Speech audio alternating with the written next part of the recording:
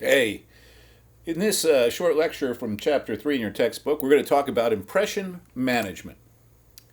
So, impression management is made up of the communication strategies that people use to influence how other people view them. In other words, when you're performing impression management, you're working on what's known as your presenting self. Your presenting self is also known as your public self. It's the way we want others to see us. This is also called face. Now, this is different than your perceived self. This is the person that you think you are, the person that you perceive yourself to be in moments of honest self examination, your private self. Now, obviously, there are differences between your perceived self and your presenting self. You don't go out and act the same way in public that you do when you're alone, or at least most of us don't, right? And when we go out and we put on that face for other people to see, excuse me, we're putting out a presenting self, right? We're working on our public self. Now, one of the things that we know about impression management is that we all work to construct multiple identities, where you're not the same person in different settings. So, for example, you're probably not the same person or present yourself as the same person in church that you do when you're in the club with your friends on the weekend. You're probably a different person at school than you are at home, right? There's a sociologist, a famous sociologist by the name of Irving Goffman, who wrote a book called The Presentation of Self in Everyday Life. And this is the most cited work in the history of academia, right? It's the number one most popular book ever to be cited in papers and articles and so on. And in this, Goffman said basically, listen, we're like actors and actresses. We perform different roles in different situations. So, if you're at work and you're a waiter or a waitress, you put on that waiter costume and you go out and you act like a waiter or a waitress. When you go to church, you put on your church clothes and you go act like a church parishioner. So we're different people at different times. I myself am Father Erik when I'm around my kids. I'm husband Erik when I'm around my wife. I'm hanging out Erik when I'm with my buddies at the club. I'm right like I'm all these different people. I'm teacher Erik or professor Erik when I go to work. And so we all work at creating all these different roles, all these different identities that we put out there for people to see at different times and different places. It's also important to recognize that impression management is collaborative. So it's not something that we do on our own. It's a process. So it's almost like we're actors improvising scenes. So I go to class and I act like Professor Erik, but as I'm acting out that role of Professor Erik, I'm watching you and I'm paying attention to your feedback, both verbal and nonverbal, seeing how you respond to me, and I'm changing my act as I go. Right? I'm acting out this role based on how you respond to it. And so, in a way, it's collaborative. It takes two people to manage impressions. Now, impression management can be deliberate, like if you're going for a job interview and you shave and you put on a suit or a nice dress and do your hair. It can also be unconscious. Sometimes we manage people's impressions of us with behavior that we're not even really aware of. We in a way you're one of the hardest people to get to know in terms of the self, right? I mean, we don't pay attention to all the things that we're doing. And this is why, for example, sometimes you see a picture of yourself and you think, oh my God, that's a terrible picture. But in reality, it's not really a terrible picture. It's an honest picture. Pictures are just pictures, right? That's how you look, whether you like it or not. But you might not be aware that you look that way or you sound that way or that you do some of the things you do that influence how other people see you. So that can be impression management as well. Now, sending messages to other people, communicating, can be viewed as a form of impression management as well, right? So, for example, if we're sitting in a theater and we're watching a funny movie, if we're watching a comedy movie in the theater and we laugh at the movie, that's unconscious impression management, right? You're sending out a message to other people. Yeah, I think this is funny too. I'm laughing with you. It's funny when I teach this class in person. One of the things that I ask is, how often do you laugh out loud when you watch a funny movie by yourself? I bet it's a lot less than when you're watching a funny movie with friends or in a theater. Smiling at people. This is another example of impression management, right? We might even do it without even realize that we're doing it, but it certainly affects how other people perceive us, right? One of my favorite tricks, and I'll let you in on a little secret, one of the things that I like to do sometimes is walk around campus and just smile at people and see what happens. People I don't know. 9 times out of 10, what happens is they look at me and they smile back.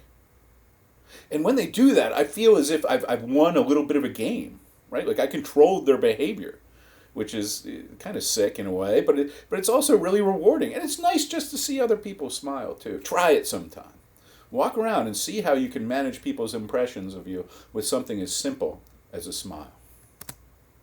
So why do we manage impressions? Why do we even bother, right? Why aren't we just ourselves all the time, quote unquote, right? And just go out and be yourself. Why don't we do that? Well, we manage impressions for a variety of reasons.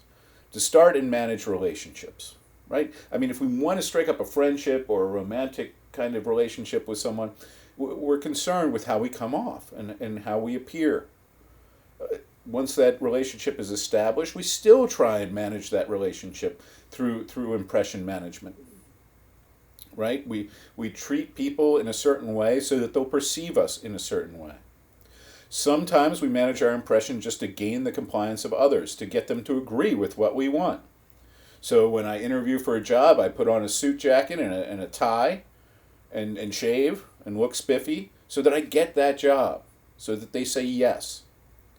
Sometimes I manage my impressions just to save other people's face, to make them feel better about themselves, to not be embarrassed.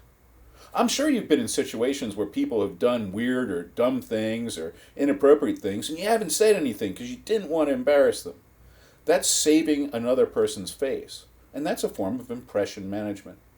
And then finally, sometimes we perform impression management just to try being new selves, to try out new identities, right? So maybe, maybe in high school you were a dork. Maybe in high school you didn't have any friends and you were really bookish and you never went out and did anything. And you said to yourself, when I get to college, I'm going to change that. I'm going to be really social. I'm going to be the most popular person on campus. And you acted that way when you got here, right? You're trying out a new self. You're trying out college you and managing people's impression of you based on what you want them to see, on how you want them to think of you.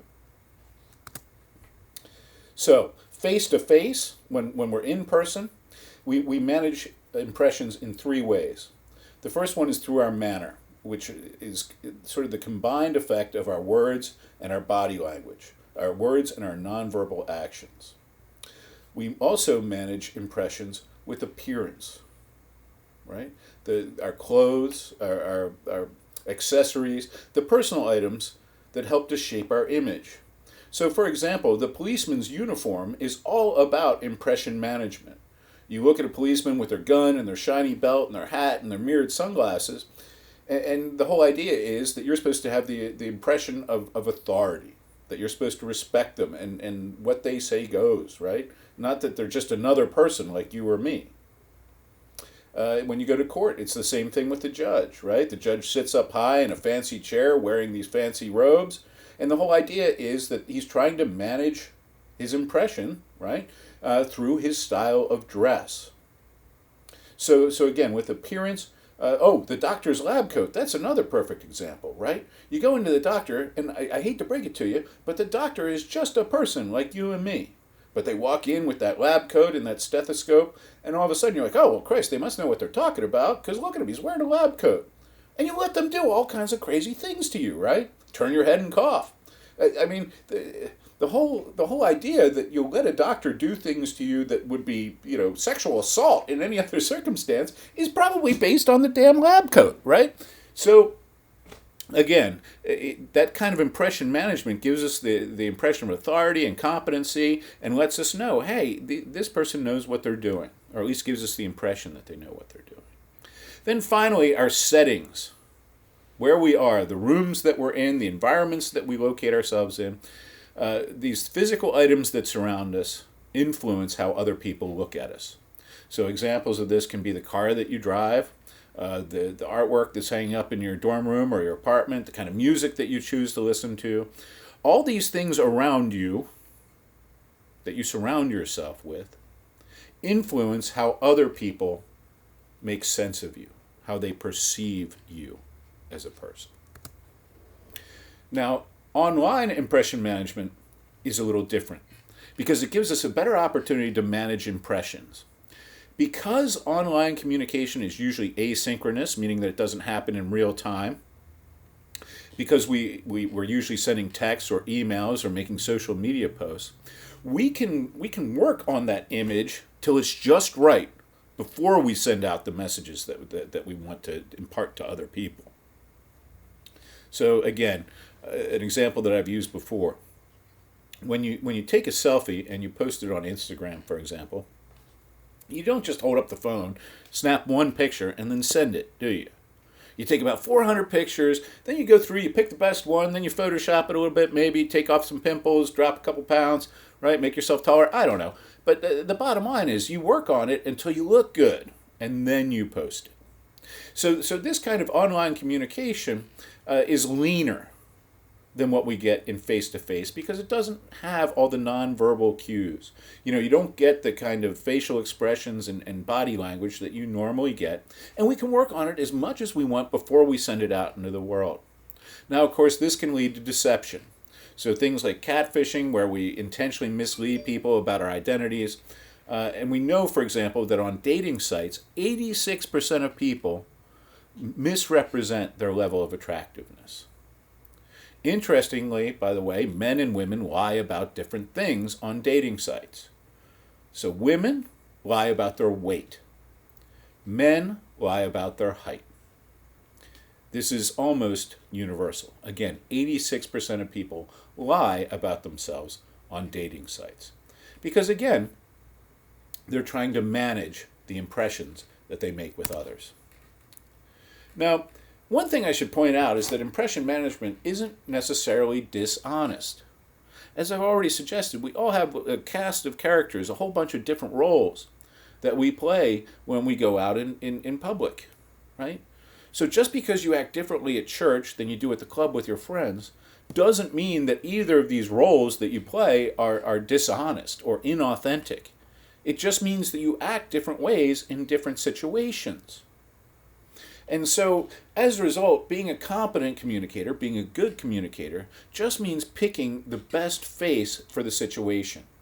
Just figuring out the best role to play in a given context. All right. I hope you learned something, and I'll see you next time.